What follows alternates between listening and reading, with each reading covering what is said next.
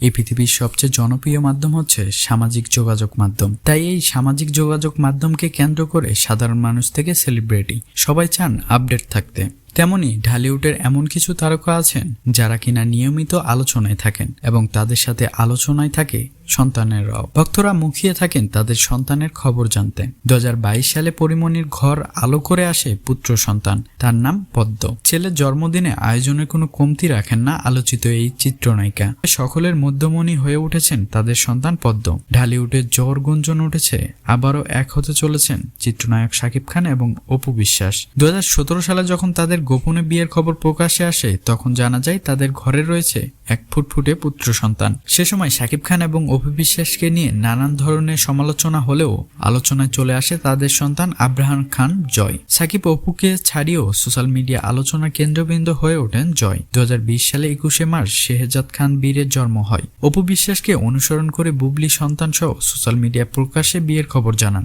বাবা শাকিব খান এবং মা বুবলি তারকা খ্যাতির জন্য ছোট শিশু সোশ্যাল মিডিয়ায় আলোচনার কেন্দ্রবিন্দু হয়ে ওঠেন। তাকে ঘিরে নেটিজেনদের আগ্রহের কমতি নেই। প্রায় সোশ্যাল মিডিয়ায় ছেলের ছবি পোস্ট করেন শবনম বুবলি। প্রথমবারের মতন সন্তানের মা হয়েছেন আলোচিত চিত্রনায়িকা মাহিয়া মাহি। 2021 সালে গাজীপুরের সরকার পরিবারের ছেলে কামরুজ্জামান সরকার রাকিবের সাথে বিবাহ বন্ধনে আবদ্ধ হন মাহিয়া মাহি। তাদের জনপ্রিয়তার ছোঁয়া লেগেছে তাদের সন্তানের উপরেও। রাকিব সরকারের সাথে বিচ্ছেদ হলেও ছেলের দেখাশোনা আর জন্মদিনের আয়োজন এবং উল্লাসের কমতি রাখেন না এই নায়িকা। বন্ধুরা, আজকের ভিডিও এই পর্যন্তই। শোবিজের নিত্য নতুন খবর পেতে আমাদের সাথেই থাকুন।